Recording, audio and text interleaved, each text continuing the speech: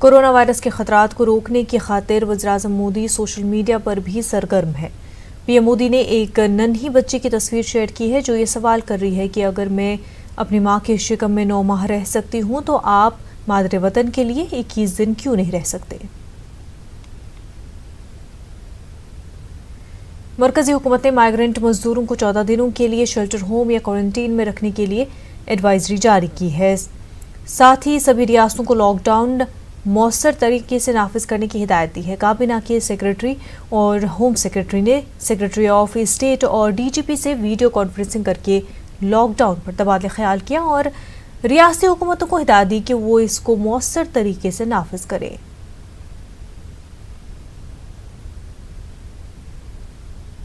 Corona virus के बढ़ते खतरे के बीच महाराष्ट्र में कोविड-19 से एक और मौत हुई है। मुंबई में एक 40 साल खातून कोरोना की ताब न लाकर हलाक हो गई। खातून को कल तबीयत खराब होने के बाद अस्पताल में दाखिल कराया गया था। हम आपको बता दें कि महाराष्ट्र में कोरोना वायरस से मौत का ये 7वां मामला है। रियासत में मुतअद्दिद नए केस सामने आने के बाद मरीजों की तादाद 193 हो गई है। कोरोना वायरस की वजह से पैदा हुए हालात और मुल्क गिर लॉकडाउन के मद्देनजर वज़ीर-ए-आज़म नरेंद्र मोदी ने आज मन की बात की। मन की बात में पीएम मोदी ने सबसे पहले कोरोना लॉकडाउन की वजह से लोगों को हो रही परेशानियों के लिए माफ़ी मांगी। ताहम उन्होंने कहा कि मुल्क के अवाम के तहफ़्फ़ुज़ के लिए ये ज़रूरी था। सिर्फ और सिर्फ एक ही बात है, कोरोना वैश्विक महामारी से आया हुआ ये भयंकर संकट।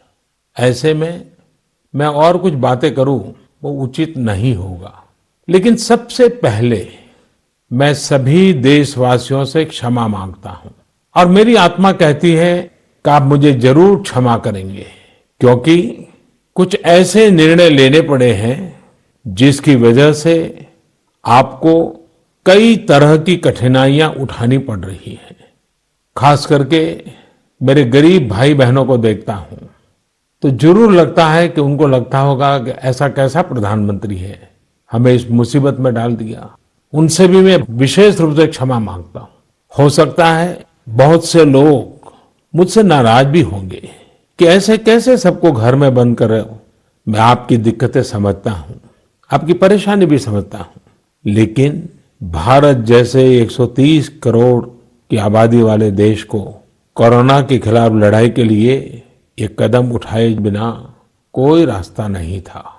कोरोना के खिलाफ लड़ाई जीवन और मृत्यु के बीच की लड़ाई है और इस लड़ाई में हमें जीतना है और इसीलिए ये कठोर कदम उठाने बहुत आवश्यक थे। किसी का मन नहीं करता है ऐसे कदमों के लिए, लेकिन दुनिया के हालात देखने के बाद लगता है कि यही एक रास्ता बचा है। आपको आपके परिवार को सुरक्षित रखना है। मैं फिर एक बार आपको जो भी असुविधा हुई है, कठिनाई हुई है, इसके लिए क्षमा मांगता हूं।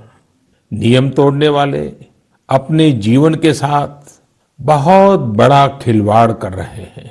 साथियों, इस लड़ाई के अनेकों योद्धा ऐसे हैं जो घरों में नहीं, घरों के बाहर रहकर कोरोना वायरस का मुकाबला कर रहे हैं।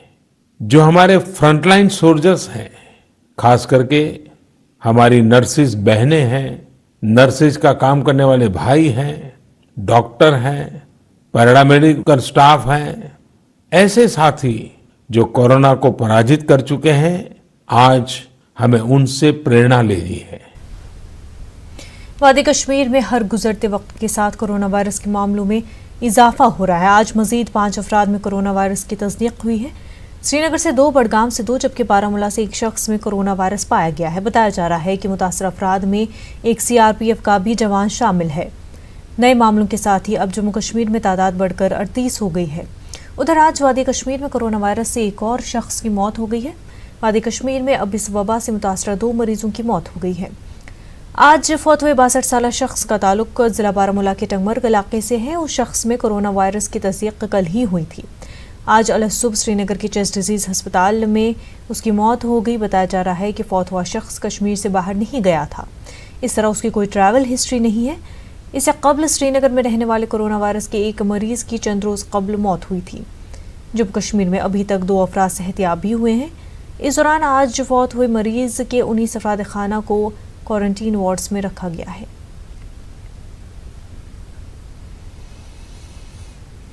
मुस्लिम मुल्कों में कोरोना से सबसे ज्यादा मुतासिर ईरान से एक खसूसी तैयारा जोधपुर पहुंचा, जिसके जरिए 275 हिंदुस्तानी शहरियों को हिंदुस्तान लाया गया है।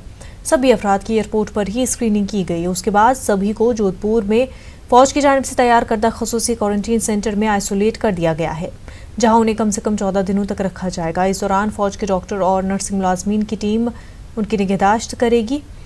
इससे कबल बुध के रोज 277 हिंदुस्तानी शहरियों को खसूसी तैयारी के जरिए जोधपुर लाया गया था। वाज़ेह रहे कि जैसलमेर के वेलनेस सेंटर में भी पहले से ही ईरान से लाए गए 484 हिंदुस्तानी शहरियों को क्वारंटीन में रखा गया है।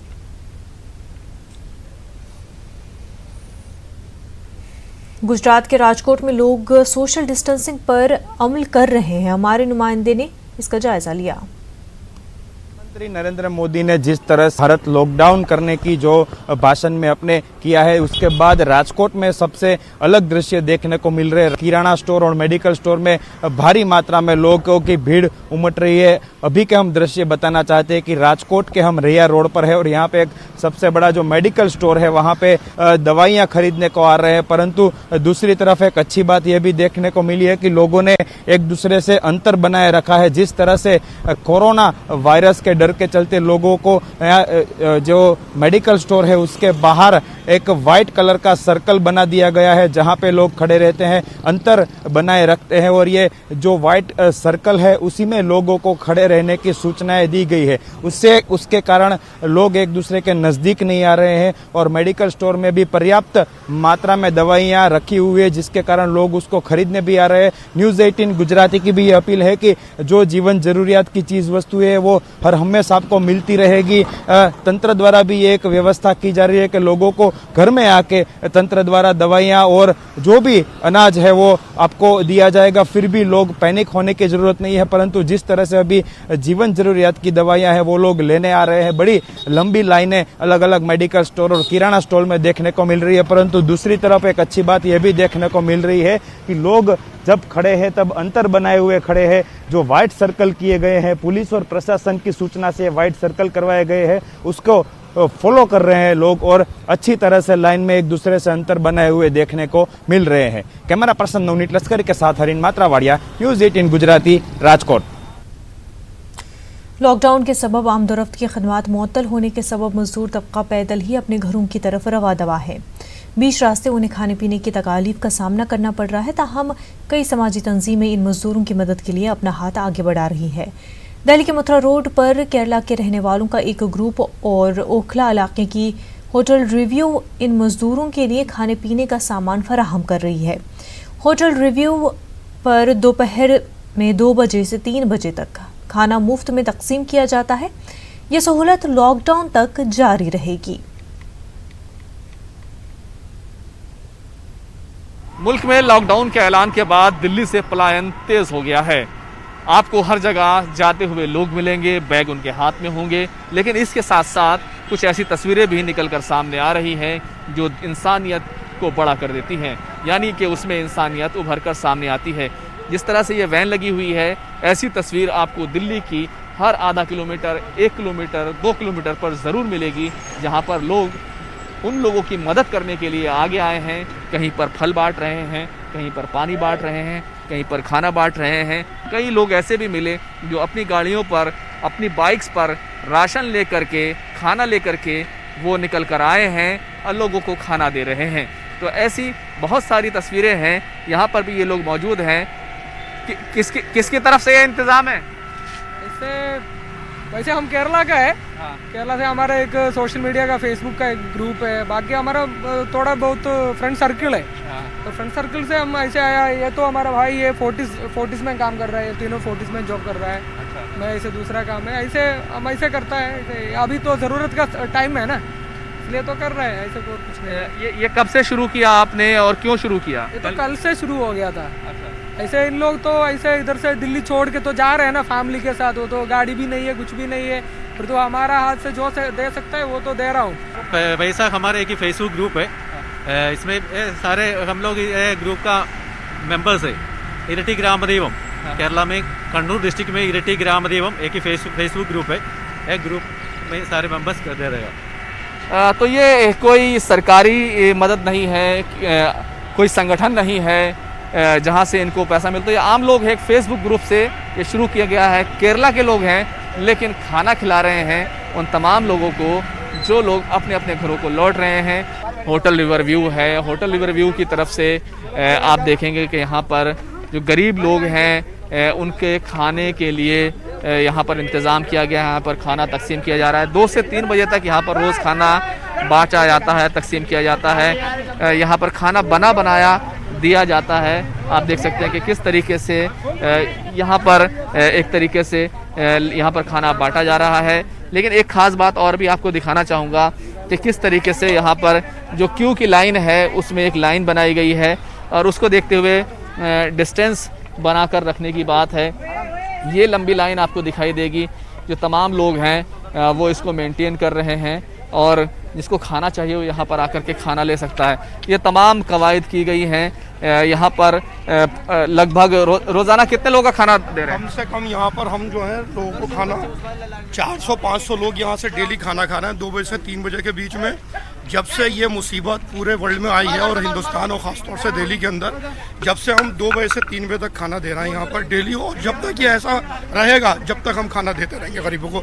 आज भी हमने जसोला में और आपका जाकिर नगर में, पहलवान चौक में, खिदराबाद में, यहाँ पर सब जगह खाना बंटवाया है। कम से कम 500 पैकेट खाना बांटने की पहल हुई है क्योंकि एक सवाल जहां कोरोना वायरस के खतरे का है उसको जहां पर रोकने की कोशिश की जा रही है, तो साथ ही साथ भूख का भी एक बड़ा सवाल है और उस भूख से बचने के लिए ज़रूरी है कि हम तमाम चीज़ों की एहतियात करें। तो खाना देने के लिए लोग आगे आए हैं। सरकारें जो काम नहीं कर पा रही हैं वो आम लोग कर रहे हैं और ज़रूरतमंदों तक खाना पहुंचा रहे हैं।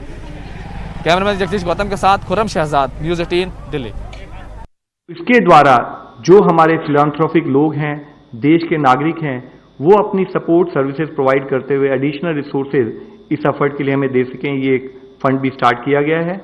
इसके साथ ही माननीय प्रधानमंत्री जी ने वीडियो कॉन्फ्रेंस के द्वारा आयुष जो हमारा ट्रेडिशनल मेडिसिन सिस्टम है उसके प्रैक्टिशनर से भी बातचीत की। उन्होंने कहा कि आयुष का देश के स्वस्थ रखने में एक लंबी परंपरा रही है और कोविड-19 के स्प्रेड में उनका भी हर तरीके से उपयोग किया जाएगा, उनकी एक महत्वपूर्ण भूमिका है। उन्होंने कहा है कि डॉक्टरों से कि जनता तक जागरूकता बनाने के लिए टेलीमेडिसिन का भी उपयोग किया जाए। माननीय प्रधानमंत्री जी ने यह भी कहा है कि आयुष का जो नेटवर्क है length and breadth of the country ये स्प्रेड आउट है और इसको WHO की गाइडलाइन के हिसाब से हर तरीके से अपना सपोर्ट प्रोवाइड करना है। उन्होंने साथ ही आयुष मिनिस्ट्री के द्वारा किए गए एक एफर्ट योगा एट होम, उसके लिए भी उनकी सराहना की है। माननीय प्रधानमंत्री जी ने यह भी साथ में कहा है कि कोविड के इलाज के लिए कई जो दावे आते हैं उसके लिए आयुष मंत्रालय एविडेंस बेस्ड ICMR से, CSIR से और आयुष के जो साइंटिस्ट हैं उनसे मिलते हुए एविडेंस बेस्ड रिसर्च के साथ पब्लिक को जागरूकता लेके आए।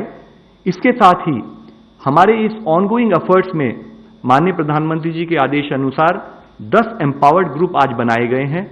उन एम्पावर्ड ग्रुप के द्वारा जो अब तक कार्य हम हर लेवल पर करते आ रहे हैं, उसके साथ ही देश के जो अन्य सचिव हैं, अन्य सेक्रेटरी रैंक के सीनियर ऑफिसर्स हैं, उनको भी इस कार्य में पहले भी वो इन्वॉल्व थे, बट एक फोकस्ड वे में कैसे वो हम सबको गाइडेंस प्रोवाइड कर सकें, कैसे हम आइडेंटिफाइड चैलेंजेस पर काम कर सकें, ऐसे 10 एम्पावर्ड ग्रुप बनाए हैं।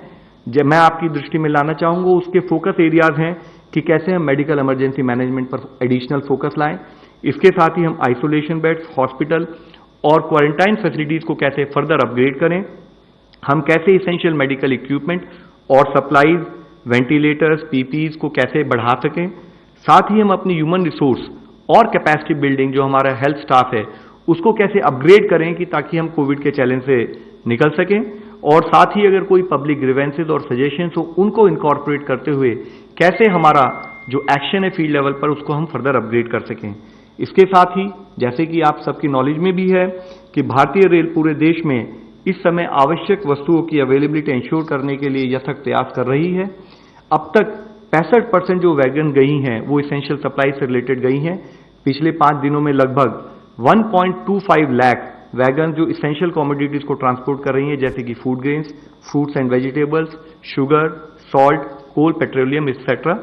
मैं आप सबसे आखिर में माननीय प्रधानमंत्री जी के वर्ड्स को इको करते हुए फिर से रिक्वेस्ट करना चाहूंगा, जैसे कि उन्होंने कहा है कि लॉकडाउन का ये फैसला अभी हमें कठोर लग सकता है, लेकिन वह हमारे लिए, हमारे परिवार के लिए और हमारे देश की सुरक्षा के लिए अत्यंत महत्वपूर्ण है। धन्यवाद।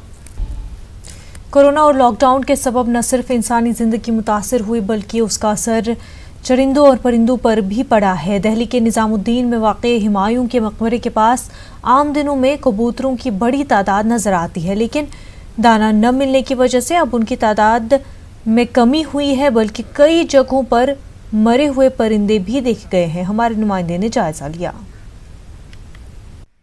लॉकडाउन की वजह से जहां इंसानों पर खाने का संकट है, उनकी मुश्किल है और खाना मिल पाना मुश्किल हो रहा है, तो इस पूरे मामले में परिंदे भी परेशान हैं, क्योंकि जो लोग यहाँ पर खाना डालते थे, यहाँ पर आमतौर से हम लोग पहले देखते थे यहाँ पर बड़ी तादाद में कबूतर आते थे, गेहूँ यहाँ पर पड़े होते थे, लेकिन अब यहाँ पर दाना कम दिखाई दे रहा है और कबूतर भी यहाँ पर कम दिखाई दे रहे हैं। लेकिन इस सब के बावजूद जो काफ़ी लोग हैं जो यहाँ पर आ रहे हैं और इन कबूतरों को यहाँ पर दाना डाल रहे हैं, कहीं ऐसा ना हो कि कबूतर भूख से मर जाएं।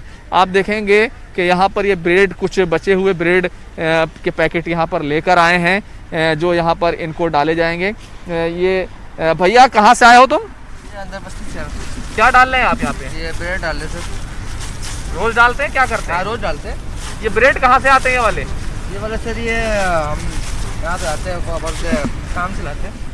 तो ये दुकान से लाते हैं। ये ब्रेड होते हैं, जो बच्चे कुचे ब्रेड होते हैं, उनको यहाँ पर इन परिंदों के लिए डाला जाता है ताकि परिंदे भी अपना पेट भर सकें, क्योंकि तमाम लोग अपने घरों में हैं, बाहर निकलना मना है और ऐसे में यहाँ पर जो परिंदे हैं उनके लिए एक बड़ा मसला पैदा हो रहा है। कुछ लोग यहाँ पर ज़रूर आ रहे हैं और वो थोड़ा थोड़ा पानी यहाँ पर डाल रहे हैं ताकि परिंदे प्यास से ना मर जाएं, भूख से ना मर जाएं।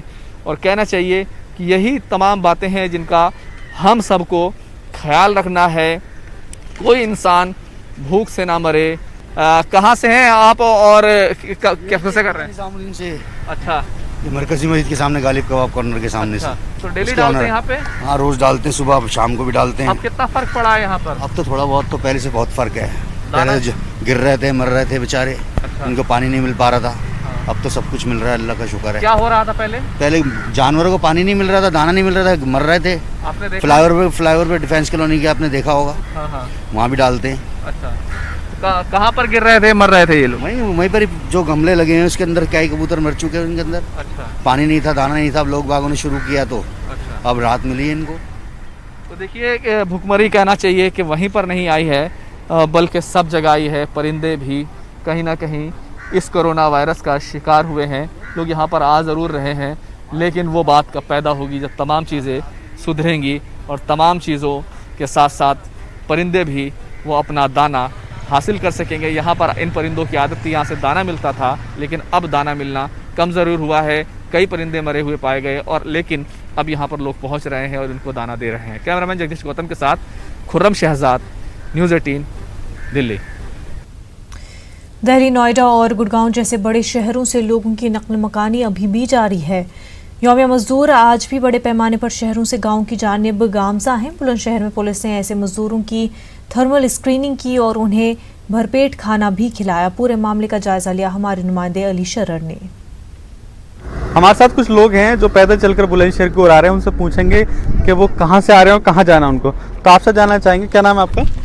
राधा। आप बुलंदशहर आई हैं पैदल चल के, क्यों आई हैं और क्या कारण है पैदल आने का? अब कारण क्या है, मान ले दिल्ली से आए हैं, सब साधन खत्म हो गया है, मतलब खाने पीने के लिए कुछ भी नहीं है। क्या खाएंगे, क्या रहेंगे, कहाँ रहेंगे? मकान मालिक भी पैसे मांगते हैं तो हम क्या देंगे, क्या खाएंगे, बच्चों को क्या खिलाएंगे? पैदल ही आए हैं वहाँ से, दिल्ली से, बुलंदशहर आ गए हैं हम। आपको जाना कहाँ है? हम इटावा जाने हैं। तो आप पैदल ही आए? पैदल ही आए हैं। आप बताइए, आपका क्या नाम है? अर्जुन। आप पैदल आ रहे हैं चलकर? पैदल ही आ रहे हैं सर। किस तरह की परेशानी हो रही है? परेशानी तो बहुत हो रही है। टिकरी बॉर्डर से आ रहे हैं हरियाणा से, और गुजाना गोरखपुर है अभी। तो कोई साधन नहीं मिला आपको? और साधन अगर मिलता तो पैदल चलते हैं। बस वाले जो है बैठा ही नहीं रहे, रोके हाथ दो तो रोकते भी नहीं है। किराया मांग रहे हैं, अब किराया है नहीं। बर्तन भारी जहाँ रहते तो फेंक दिया, तो देखिए बोरा में रखा हुआ, बर्तन भी रखे हुए हैं। दिहाड़ी का काम करते थे, वो काम ही बंद हो गया, तब कहाँ हम लोग जाएं। तो मकान मालिक ने आपका सामान फेंक दिया? हाँ। अब कहाँ जा रहे हैं? अब अपने गांव जा रहा हूँ सर, गोरखपुर जा रहा हूँ अपने गांव। बुलेटिन में फिलहाल इतना।